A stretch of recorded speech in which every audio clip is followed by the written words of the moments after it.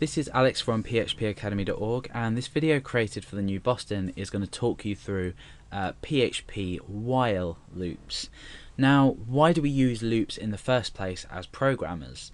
Now, we may need to repeat a certain amount of actions a specified amount of times, and in a couple of these videos I'm going to be talking about while loops and then do while loops, and then we're going to go on to for loops as well.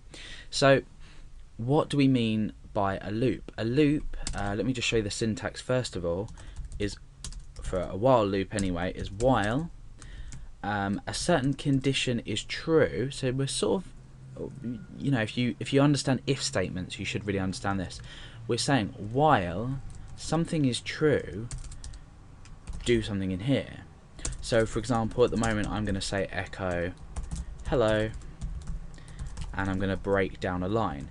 So while a certain condition is true, now if I was to just pop a 1 in here, it would be a pretty bad idea, because 1 is always going to be true, as we've discussed in previous videos.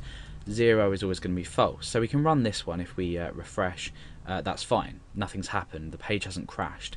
However, if we do while equals while 1, this is always going to equal true, so we're probably going to crash the page in writing hello over and over again, basically until infinity. So it's an infinity amount of times, or infinite amount of times rather. However, if we create a statement in here that allows at some point for it to evaluate to false, but while we want it to evaluate to true, we can sensibly echo this an amount of times. So let's say I want to echo hello 10 times. I can create a counter up here, and I'm going to start that at 1. Now what I want to do is I want this loop to echo, or I want this loop to execute, so run this block of code until 1 equals 10. So we're echoing once,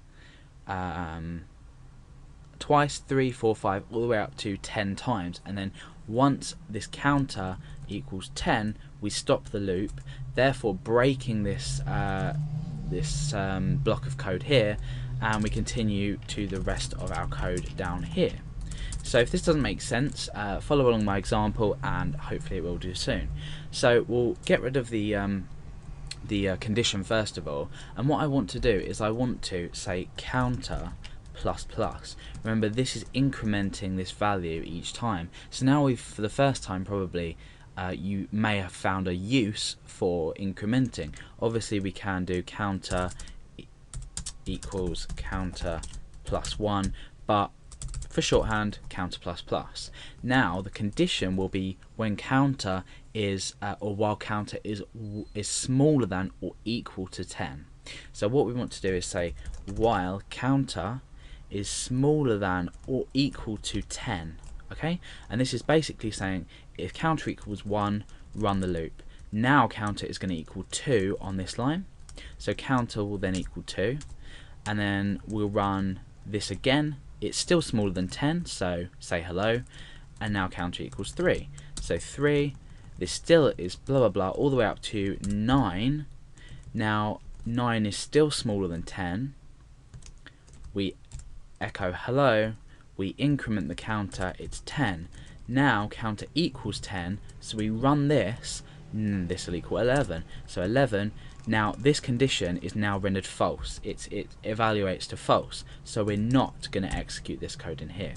So hopefully that is a way of making sense to it for you. We're going to reset this counter back to 1, and we're going to refresh the page and see what happens.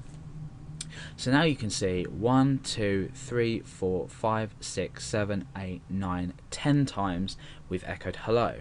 And to prove this sort of counter method inside, I'm going to append the variable counter onto the start of this hello.